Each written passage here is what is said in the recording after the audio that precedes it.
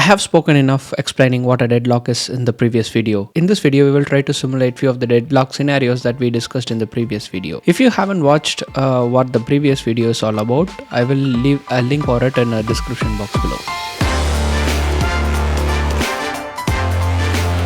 So let's get started with the key lock, and then probably with the row ID lock, and then probably we can check a sample from a page lock.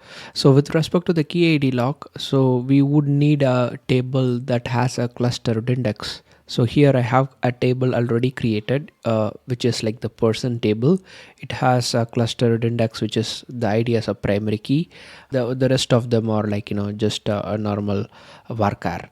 Right, I have already inserted two records into it, say like 1 and 2 in here. So that's what you see in here. Let me try to re-execute it.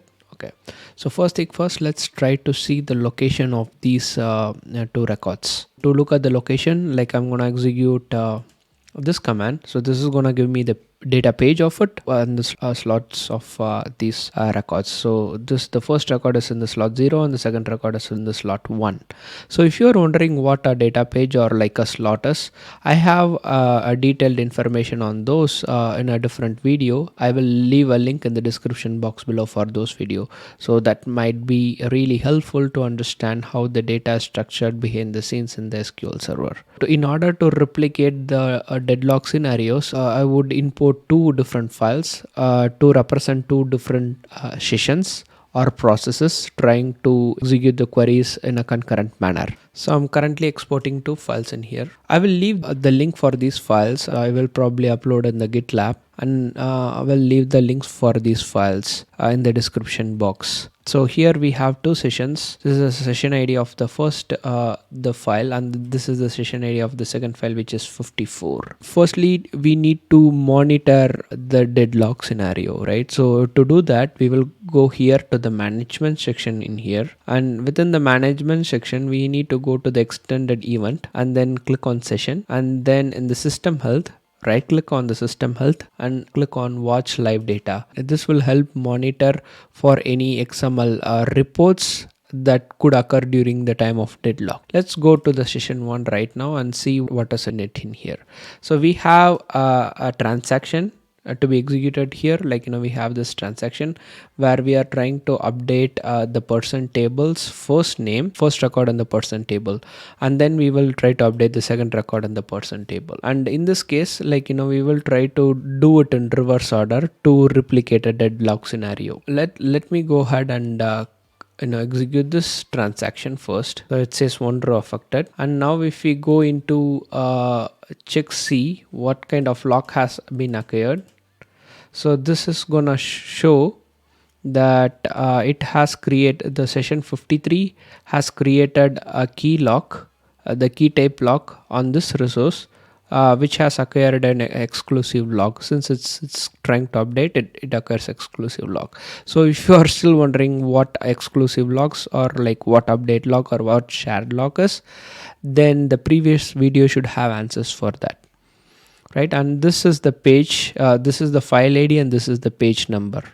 So let's go in here to the session 54 and try to execute this query, meaning like we are gonna begin the second transaction, trying to do it concurrent. So when I do this, and let me come back in here, and so now I should see the 54 also has acquired the resource lock on this particular object. So what is this? So this is actually the key. So let's try to check what exactly is getting locked. So this particular row is getting locked with the first transaction, and the next row is getting locked with the second transaction. In the session 53, now we are trying to update the ID 2, which has already been locked by the session 54 with an exclusive lock. Even a key is already locked with an exclusive lock, we won't be able to acquire any kind of lock. Even the shared lock cannot be acquired, or like update lock or exclusive lock cannot be acquired on a particular resource that has already been acquired by some other process. So let's try to execute this and see what happens. So this will stall here, and the same should happen here. So when we try to execute this, so one of them should become a victim right now. So looks like this has become a victim, and like if we go back in here and what would have happened is like this transaction would have been rolled back, since the SQL server thinks it is easy for it to roll back the transaction one, whereas like this will have not completed a transaction and until we either commit it or rolled it back. So let's go and see live data in here, and this is gonna give you the details of the XML, and there is another tab in here with the deadlock on it. This is the process. This is the process that we are trying to see, like the process 53 that is involved in the deadlock transaction, and here we see that process 54. And now if you look at these two things, these are two different objects. The 53 was trying to acquire a lock on the first row, and that's this one, and 54 was trying to acquire a lock on the second row, right, and that's this one. How do we know which record it's trying to access? Now when we go to the details, it's gonna show the key resource ID in here. So this is the resource ID, and this is also the resource ID. Getting back to the data in here, the hobbit that got affected is 7205, and it starts with 7205. Let's take a look at the hobbit that it got affected. If I run through this, like it's gonna show me what hobbit got affected, and it shows two row, meaning like both the rows are present in the same hobbit. So in here, let's go ahead and commit this transaction for now, since we already have seen deadlock in here. 53 was deadlocked, right? So the transaction 54 should have updated the record, meaning like ID 2 and ID 1 should have been updated in here. ID 2 and ID 1 has been updated successfully, since the transaction 53 is been rolled back. So here we saw about an exclusive lock, meaning 53 already has an exclusive lock on a row ID 1, which is on the slot 0, and the process 54 has already acquired an exclusive lock on slot number 1, which is equivalent of row ID 2, and it is trying to acquire resource on each other. So this is something similar to the husband and wife example that we saw in the previous video. To get started with the row ID lock, first we need to create a table without a cluster index, right? So let me drop the existing table and create a table without any clustered index. So let me go ahead and insert the same rows into these tables. We have two rows in the table, and if I happen to check the location of it, it's on the page number 392 this time. Earlier it was in 396, and the slot ID is 0 and the slot ID for the second row is 1, right? Let's go in here and execute the third and fourth, right? Let's start with the fourth.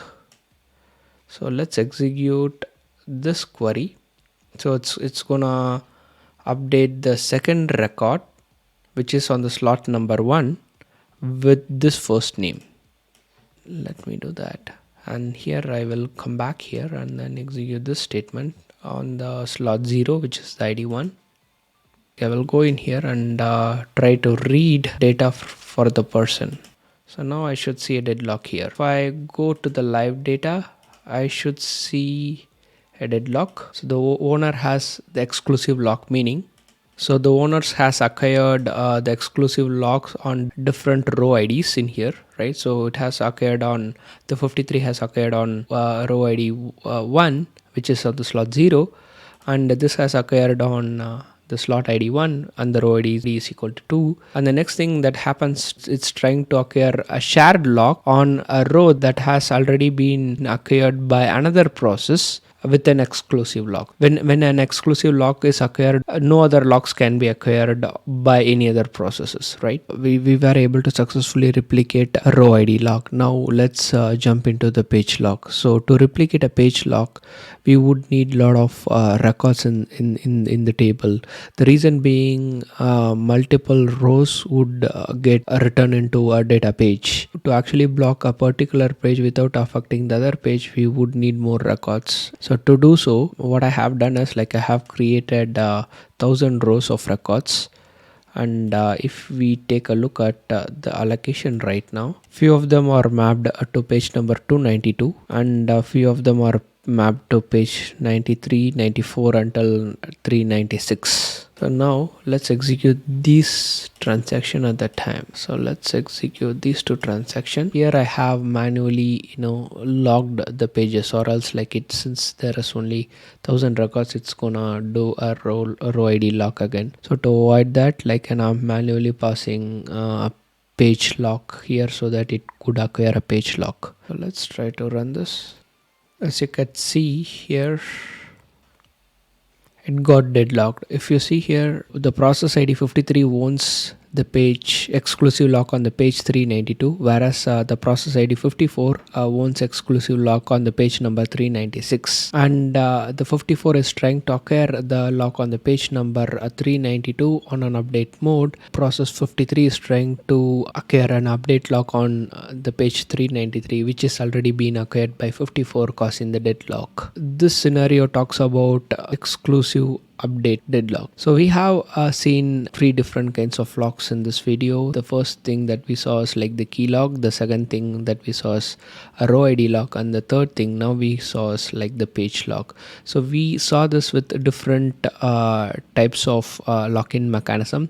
The first lock-in mechanism with the key ID that we saw is like write lock. With the row ID lock, we saw exclusive shared lock, which is the write read lock, and the third thing that we are seeing is again like a write lock. It's trying to convert from the read lock to a write lock. That was a lot of information that might have been a little bit overwhelming. I would leave a Medium link that has all the information that we discussed in today's video. Hope you were able to follow along. Thanks for watching. See you in the next one.